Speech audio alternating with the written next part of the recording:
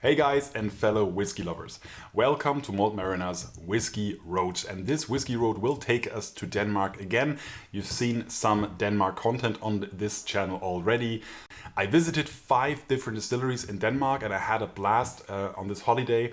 I did some interviews, I did some tours through the distilleries, and I did a 10-question run with each and every one of the distilleries. And I cut them together so you have the same questions answered by all the 5 distilleries in a row. And I hope you have as much joy and as much fun with this video that I had on the road and editing this video afterwards. So yeah, please enjoy. I'm very much looking forward to your comments down below and hopefully a thumbs up. And yeah, let's see you guys down the road. Enjoy. Hi, I'm Christoph.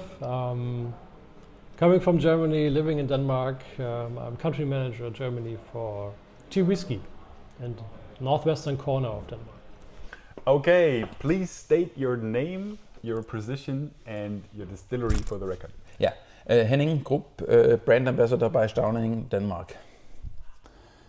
Okay, 10 questions to the Fary Lochan distillery with? I'm John Sørensen. I'm the master brewer here on Fary Lochan. Yeah, that's it. I'm very grateful to be here. Yeah, I just slept in my van in the garden. It was really beautiful, and now it's early in the morning. Thank you for having me again for the interview. And 10 questions to Fary Lochan. Moin Whisky-Fans, und ich bin in der Trolden Distillery in Dänemark zu Gast und habe hier Thomas, the head of sales. Yes. And ja, wir machen 10 Fragen an Trolden. Let's go. Und ich bin zu Gast bei Nicolai, Rømer from Nyborg Distillery. And where are we in Denmark right now? We are in Fyn. It's a big island in Denmark, yeah. Located between Zealand and Jutland. Beautiful drive. Yeah. So, 10 questions to Nyborg. Let's go. When did you start distilling whiskey? 2010 we started. We started, the idea was 2005, the first drops came in 2006. Quite early. Quite early. I started distilling back in 2018. Fary Lochan was founded back in 2009 by Jens Erik Jørgensen. He unfortunately died back in 2016, but the family decided to continue the production. There was putting too much blood, sweat and tears, so they wanted to continue. I started full-time employment back in August 22. So now I brew, I distill, and I do tours also in the summer. Yeah. Yeah. So the start of whiskey distilling was 2009? Yeah. Yes. Yes. Okay. Yeah. Thomas, when did you guys start distilling whiskey here? We started distilling whiskey in 2011. We started 2017 in Nyborg making whiskey, and in 2009 we started making whiskey in Ørbæk, and the cask we moved to Nyborg in 2017.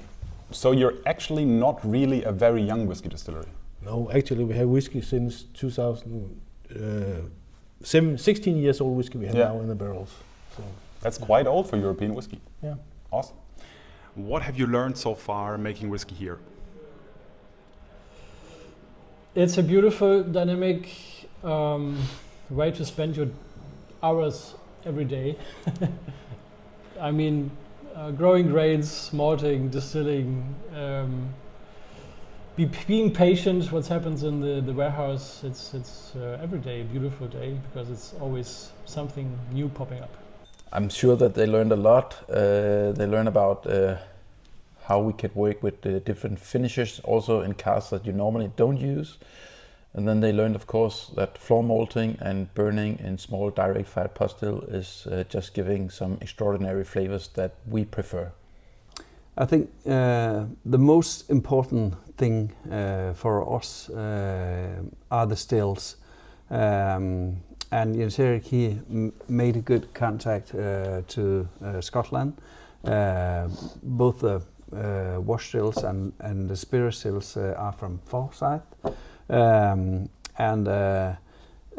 he designed them himself with a very short swan neck, and that means that the oils from the stills are getting over the swan neck and going to the low wine and all the way to the whiskey. So our whiskey is very oily, and that's the purpose. I think that's the most important thing. So your learning would be that in your setup, the stills are a very crucial part. They are like, for me as a whiskey nerd, I was very happy to see a foresight still from Scotland. Okay, cool. And of course, the history of Jens Erik, he came from Fyn, and his mom, when she made the smoked cheese, she used fresh sting nettles. And he thought, okay, we could use the fresh sting nettles for smoking the malt. And we do that, and we still do that. And every time we release sting nettle smoked whiskey, it's sold out. So now we've been raising the production of it during the years. What have you learned so far? Oh, that's a big question, because I wasn't in back in the days. But seeing from our products, I would say that trying to find our own identity instead of trying to make what we thought was good. It's already, I think you do it unconscious or conscious. If you have something you really like, you want to make that as well. But I think we are learning so far that it's okay to find our own identity through experimenting a lot and see what we are good at. So that is something we still are learning. What are we good at? And you really have to make a lot of mistakes to do that. I know actually a small short story is that when we tried to make rum, we use a lot of molasses, but we didn't know in the beginning how much molasses was going to be needed to make good rum. So the first couple of rums were pretty bad, and then an accident involved a lot of molasses just spreading out on the floor, and they didn't know what to do with it. So they just add it all to the mixture, and it actually turned out really, really good. So through an accident, we learned that this is how much we actually need to use. So we still have the old barrels of rum from the old days, but we don't know when to release it. We're still hoping it will become good.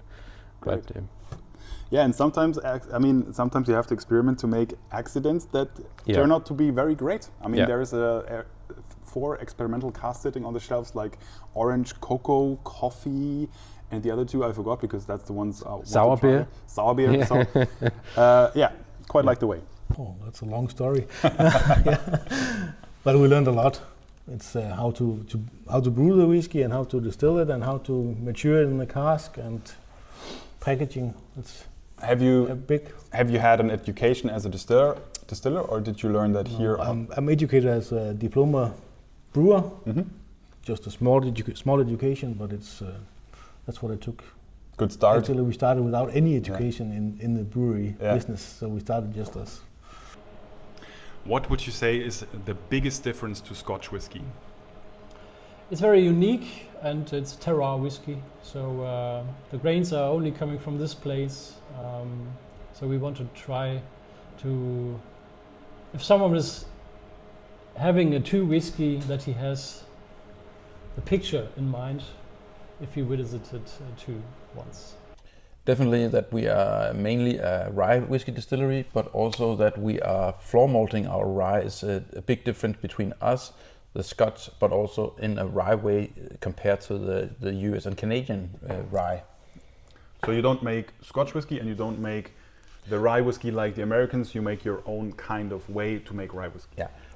Sure, we do have a single malt in our program, but it is Danish barley, it's a Danish single malt, yeah. That might be, because my next question would be, what is the biggest difference from your whiskey to Scotch whiskey?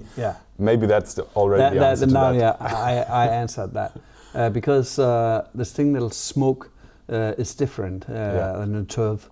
The turf can be rough, hard, can be seal, can be like ashtray in worst case. And the sting nettles, they are milder, rounder, and not so hard, sweeter even also. Yeah. The biggest difference. Or single malt Scotch whiskey. In some ways, we do a lot of things similar. So I think the standard whiskey we make actually copies a lot of things that the Scottish would approve. But then we also make the experimental things. And maybe it's my lack of knowledge, but I think we in Denmark in general are really good at experimenting with whiskey, where it's, and I think it's because we in Denmark are in general also very creative, but the whiskey industry is so young in Denmark compared to Scotland that we don't have any heavy burden upon us. We can do whatever we want. So I see it from a different point of view in sales, because we get a lot of complaints why Danish whiskey is so expensive. Yes. And I could just easily buy a Scottish whiskey that is so much more cheap. Yes. And my answer is always, well, the industry is so young, so we can't make it cheap right now because we are a startup in other countries' eyes. So Scotland has had 200 years maybe to perfectly make this whiskey good and in quantities that makes it cheap.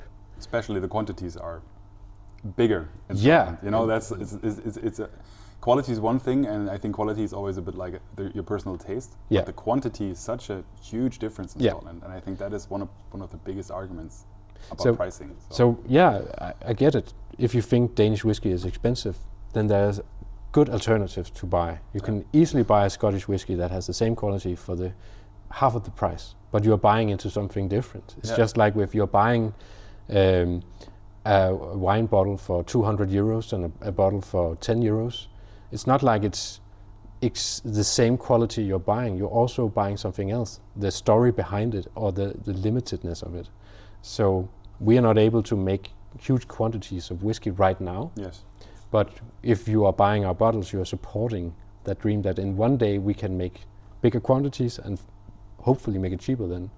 But you're also buying into the story of what can Danish whiskey be. And that is also why I think we should not be copying what Scotland does, because they do it so well. They can and they can make it much more cheap than we can. So we have to find our own voice in this. So it's not about, it's expensive compared to this one. This does something completely different than this one. Yeah. And I also feel, because I get a lot of this discussion obviously in tastings as well, when I do compare whiskies from different countries. And I always tell people, first of all, I would say approach world whiskey differently than Scotch whiskey, in brackets, and Irish whiskey. Yeah. Because the world whiskey category, which Denmark and Germany are in as well, is different. Yeah. Like you said, it's young, it's smaller usually, it's more experimental, and obviously these kind of products will be more expensive. So I would definitely agree, and I think that's a very good answer. Well, actually, I would say we are very close to Scotch whiskey. We do the same style and actually almost the same quality, I would say. Yeah. Yeah. So you would say from the production-wise, you're oriented on the Scottish way of making single malt? Yeah. I have family in Scotland. I've been there since I was a small baby. Yeah. So I have a lot of memories from Scotland. Yes. And the way we do it is single malt whiskey. Yeah. Very simple. Yeah. Awesome. Yeah. If you compare German and Danish whiskey drinkers, what would you say is the biggest difference? Danish whiskey drinkers are very proud of their local produced products. So they're proud of their land, the craftsmanship, and I think it's more than I know or experienced it in Germany. Yeah. We had it in Germany. It's more than just the two countries, because Germany has the size it has with 16 different states. So it's also a very regional. Yes, definitely the North Germans, the East Germans, more likely to say that we are hitting the same flavor as we know from Denmark that they like. But it's really due to we have 6 or 7 different whiskies, very regional based, which one comes through which one is preferred. They all liked, but there are always a winner, and some are just, they say, yeah, sprinkle. But you would say there is a different taste though? There's a very different taste, also due to that the southern Germans, they know, for instance, like vermouth from Spain and Italy is a little bit harsh. In the north of Germany, you don't drink that, so you're not familiar with that taste, and you might don't understand it, and you then don't like it. What would you say is the biggest difference between German and Danish whiskey drinkers? I think we have the whiskey messe in Kolding the first weekend in March. And I think the Danish whiskey nerds, they love whiskey in the high end at the cask strength. And I think they also want to make journeys to taste different types of whiskey overall. Of course, the sweet and the smoke is always popular, I think, also among the German whiskey drinkers. Yes, so I would agree, yeah. I think sherry finished is to be there. Yeah. What do you think is the biggest difference between Danish and German whiskey drinkers?